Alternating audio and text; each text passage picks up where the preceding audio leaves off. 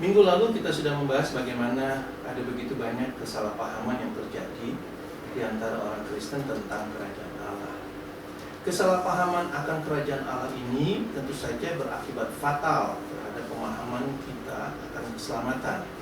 Sebab kerajaan Allah itu bukan hanya sebuah teori tentang keselamatan, melainkan kerajaan Allah itu adalah tujuan dari keselamatan yang Yesus kerjakan. Jadi bisa saja orang berteori tentang keselamatan itu, tetapi kalau dia tidak berada di dalam kerajaan Allah, maka dia tidak masuk ke dalam tujuan daripada keselamatan itu. Kesalahpahaman akan kerajaan Allah itu juga membuat kita, orang-orang percaya, tidak bertindak, tidak berlaku, tidak berjalan, atau hidup menurut realita Allah yang seharusnya menjadi realita setiap orang percaya. Sehingga tidak sedikit orang percaya yang hidup dengan ketidakpastian akan keselamatan mereka. Mereka percaya Yesus menyelamatkan, tetapi mereka ragu apa betul mereka sudah selamat. Mereka percaya Yesus telah membebaskan mereka dari dosa, tetapi mereka ragu jangan-jangan mereka tidak masuk surga sebab masih melakukan dosa, dan seterusnya dan seterusnya. Bahkan sebagaimana sudah kita bahas minggu lalu, berita kerajaan ini tidak lagi mendapat tempat yang sentral dalam pemberitaan Injil dan dalam organisasi gereja masa sekarang ini. Banyak sekali hilang dari pemberitaan. Begitu banyak kabar kesukaan yang bercerita tentang berkat-berkat Allah, tentang pengampunan, tentang kesembuhan, tentang karunia-karunia, tentang kuasa-kuasa. Namun bisa kita dapati bahwa ada banyak sekali umat Allah tidak memiliki pemahaman yang jelas akan kerajaan Allah itu. Mereka paham tentang karunia, mereka paham tentang kuasa, tapi herannya ketika masuk kepada pemahaman kerajaan Allah, banyak orang tidak mengerti. Itulah sebab saya katakan bahwa berita tentang kerajaan Allah ini banyak sekali tidak lagi dikumandangkan dan tidak jelas dalam pemberitaan ini. Sebagian besar dari mereka masih menganggap kerajaan Allah bisa diperlebar melalui persembahan dan usaha-usaha untuk menjadikan orang percaya pada Yesus. Dan sebagian lagi masih berdoa supaya kerajaan Allah itu datang. Namun yang lebih disayangkan, ada banyak juga orang Kristen yang tidak peduli apa itu kerajaan Allah. Yang penting bagi mereka percaya, bergereja, dan masuk surga. Tapi kalau kita melihat apa yang Alkitab tulis, justru pemberitaan Yesus selama ia berada di dunia ini berpusat pada pemberitaan Injil kerajaan Allah. Yesus tidak memberitakan Injil menurut pemahaman bangsa Israel. Yesus tidak memberitakan Injil menurut pemahaman agama Yahudi. Yesus tidak juga memberitakan Injil menurut pemahaman denominasi A, denominasi B. Sebagaimana begitu banyaknya kita dengar zaman sekarang ini. Banyak orang memberitakan Injil menurut pemahaman denominasi mereka. Tentu saja Anda sependapat dengan saya bahwa orang Katolik tentu saja tidak akan memberitakan Injil menurut pemahaman orang Protestan. Demikian pula, kalau Anda orang Protestan, pasti Anda akan merasa aneh kalau Anda menyampaikan Injil menurut pemahaman mereka yang Katolik. Dan kalau denominasi Anda Lutheran, tentu saja Anda tidak akan mengabarkan Injil menurut pemahaman Pantekostal, dan seterusnya dan seterusnya. Terkotak-kotak demikian Injil itu menurut denominasi. Jikalau pemberitaan Injil yang Anda lakukan menurut denominasi Anda, maka sudah pasti itu bukanlah Injil kerajaan Allah. Itu pasti. Dan ini yang Paulus sering katakan dengan Injil manusia. Sebab Injil kerajaan Allah haruslah berasal dari kerajaan Allah, bukan berasal dari denominasi saya. Sehingga tidaklah heran jikalau ada begitu banyak orang Kristen yang tidak memahami kerajaan Allah atau tujuan keselamatan itu, karena yang mereka dengar itu Injil denominasi, yang mereka dengar itu Injil manusia. Dan tidak jarang terjadi pertentangan antara satu denominasi yang satu dengan denominasi yang lain, padahal mengambil dari buku yang sama, berita Injil. Berita Yesus bukan soal kesembuhan. Berita yang Yesus sampaikan bukan soal makanan, minuman, bukan juga soal kebutuhan pokok jasmani manusia. Tetapi yang Yesus beritakan adalah Injil kerajaan Allah. Kalau Anda baca di dalam Matius 4 ayat yang ke-23, di situ jelas sekali Yesus ditulis di situ. Yesus berkeliling di seluruh Galilea. Ia mengajar dalam rumah-rumah ibadat dan memberitakan Injil serta melenyapkan segala penyakit dan kelemahan di antara bangsa itu. Jadi ada dua tindakan. Pertama, dia memberitakan Injil Kerajaan Allah. Lalu ada juga tindakan dia yang melenyapkan penyakit dan kelemahan. Apa yang ingin saya tekankan malam ini bahwa ada perbedaan antara hal-hal mengenai kesembuhan, mengenai berkat-berkat Allah, karunia-karunia, kuasa-kuasa pengampunan dan sebagainya.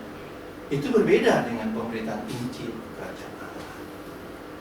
Sehingga jikalau kita mengejar kesembuhan, mengejar berkat-berkat Allah, mengejar kuasa dan karunia itu, tidaklah otomatis membuat kita mengenal atau menerima Injil Kerajaan itu. Tapi sebaliknya, jikalau kita mendapatkan Injil Kerajaan itu, maka semua berkat-berkat Allah itu, kesembuhan, pengampunan, dan yang lain itu, pasti kita miliki. Itu suatu kepastian. Jadi bukan suatu ketidakpastian kalau kita menerima Kerajaan Allah. Tetapi kalau kita tidak menerima Injil Kerajaan Allah, kita bisa mungkin disembuhkan, kita mungkin bisa mendapatkan karunia, tapi sudah pasti belum tentu Kerajaan Allah. Kenapa? Karena karunia, kuasa, dan pengampunan itu otomatis engkau miliki kalau engkau berada dalam Kerajaan Allah. Sebab itu adalah efek dan manifestasi daripada Kerajaan Allah. Jadi yang kita cari intinya, bukan aksesorisnya, bukan efeknya. Dengan jelas Yesus menjabarkan perbedaan itu ketika ia menerangkan mengenai kebutuhan manusia yang sering dicari orang, yaitu makanan, minuman, pakaian, dan sebagainya. Itu ada di dalam Matius 6. Kalau kita baca Matius 6 ayat 31, sebenarnya ayat sebelumnya juga bisa dibaca dengan baik. Tetapi dalam ayat 31 sampai 34 ditekankan oleh Tuhan Yesus itu dikatakan, sebab itu janganlah kamu khawatir dan berkata, apa yang akan kami makan, apakah yang akan kami minum, apakah yang akan kami pakai. Dengar baik, ayat 32. Semua itu dicari bangsa-bangsa yang tidak mengenal Allah. Jadi kalau kita berperilaku seperti ayat 31, kita sebenarnya tidak berbeda dengan bangsa-bangsa yang tidak mengenal Allah. Lalu dia katakan demikian, akan tetapi Bapamu yang di surga tahu bahwa kamu memerlukan semuanya itu. Lalu ini yang Yesus katakan ayat 23. Tetapi carilah dahulu Kerajaan Allah dan kebenaran Allah, maka semuanya itu akan ditambahkan kepadamu. Sebab itu janganlah kamu khawatir akan hari besok, karena hari besok mempunyai kesusahannya sendiri. Kesusahan sehari cukuplah untuk sehari. Jelas sekali perbedaan di sini. Ada Kerajaan Allah dan ada kebutuhan jasmani. Berita yang Yesus sampaikan itu fokus utamanya bukan pada kebutuhan manusia, kebutuhan jasmani manusia, tapi pada kehendak Allah, pada rancangan tujuan Allah akan keselamatan itu. Pada apa yang Allah ingin establishkan, yang Allah ingin hadirkan, yang Allah ingin dirikan melalui kedatangan Yesus, yaitu Kerajaan Allah. Sebab Kerajaan Allah itu bukan untuk memenuhi kebutuhan jasmanimu, tetapi juga bukan untuk menghilangkan kebutuhan itu. Jadi bukan berarti kebutuhan jasmani kita tidak perlu, tetapi bukan juga Kerajaan Allah akan menghilangkan kebutuhan-kebutuhan itu. Dan juga bukan berarti kalau kita mencari Kerajaan Allah, maka kita harus masa bodoh atau melupakan kebutuhan. Kita perlu makan, perlu minum, perlu pakaian. Bukan juga kalau kita mencari Allah, maka kita harus meninggalkan pekerjaan kita dan melayani full time di gereja. Minggu lalu kita sudah katakan bahwa Kerajaan Allah itu bukan organisasi gereja, bukan denominasi. Jadi di sini dikatakan, Yesus tekankan di situ bahwa mencari dahulu Kerajaan Allah dan kebenaran Allah, maka hal-hal yang engkau perlukan itu, makanan, minuman, pakaian, itu akan ditambahkan. Sekali lagi, ditambahkan, bukan dihilangkan. Jadi kalau kita bekerja tadi baik-baik begitu, kita bisa makan, bisa minum, bisa pakai pakaian, tiba-tiba ada semacam gerakan apa bujukan untuk bekerja buat Tuhan, tinggalkan pekerjaan dan sebagainya. Itu kita yang menghilangkannya. Sementara di sini dikatakan cari dahulu Kerajaan Allah, maka akan ditambahkan kepadamu. Juga Yesus tidak katakan bahwa kalau engkau cari kerajaan Allah dahulu, maka makanan minuman itu akan turun dari sorga. Nggak perlu bekerja begitu. Tidak dikatakan di situ. Tetapi dikatakan di situ bahwa semua itu akan ditambahkan. Yesus juga tidak mengajarkan kita untuk mencari gereja mana yang benar, pendeta mana yang punya kuasa, hamba Tuhan mana yang bisa mengimpartasikan karunia-karunia-Nya supaya kebutuhan jasmani kita itu bisa dipenuhi. Tidak. Tetapi Yesus katakan, cari dahulu kerajaan Allah dan kebenaran Allah. Jadi perkataan kata kebenarannya itu bukan teori yang benar tentang kerajaan Allah. Bukan cari dahulu kerajaan Allah dan teori yang benar, tapi cari dahulu kerajaan Allah and His righteousness. Kalau kita mengejar kuasa, kita mengejar karunia, kita mengejar kesembuhan, mungkin saja kita bisa menerima kesembuhan itu.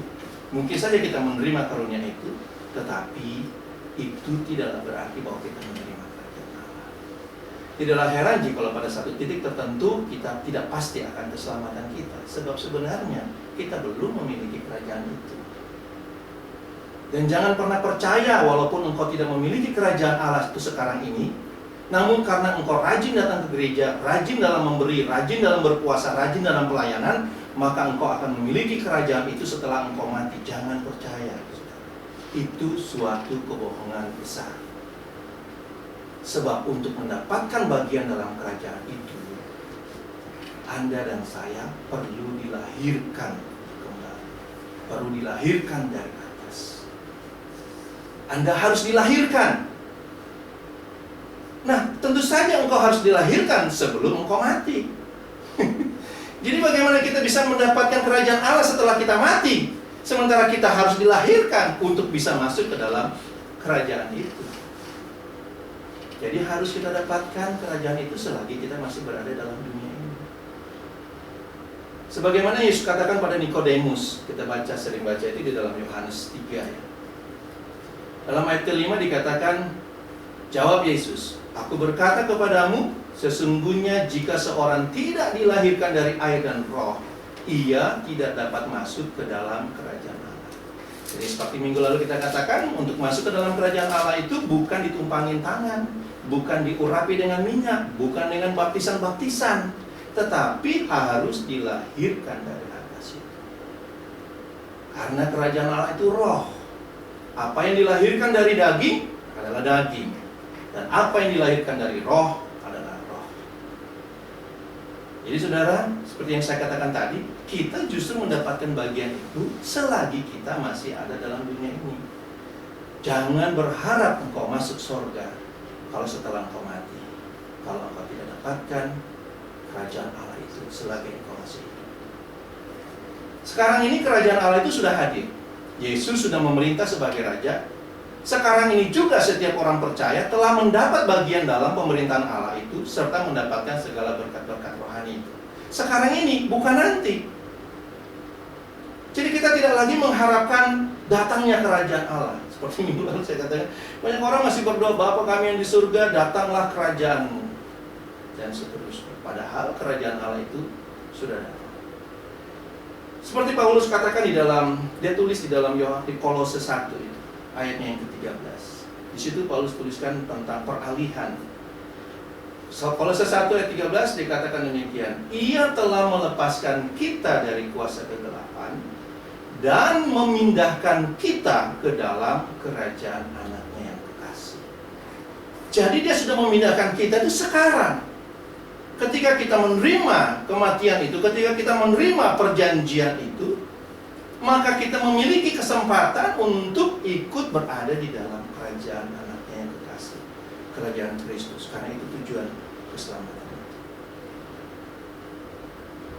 Itulah sebabnya bagi kita yang sekarang ini perlu sekali memahami dan mengerti kerajaan Allah itu, supaya kita memiliki kepastian akan keselamatan itu, supaya kita bisa bertumbuh, bisa menjadi alat Tuhan, bisa menjadi realita Allah di dalam bumi ini, dan tidak diombang-ambingkan oleh pengajaran-pengajaran manusia.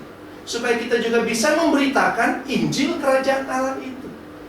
Karena kalau kita sendiri tidak tahu kerajaan Allah, bagaimana kita bisa menyebarkan, bagaimana kita bisa memberitakan Injil kerajaan Allah itu? Jangan-jangan sekali lagi yang saya katakan tadi, yang kita sebarkan itu Injil manusia, karena kita biasa dengar dari denominasi kita. Berbeda sekali, berbeda sekali.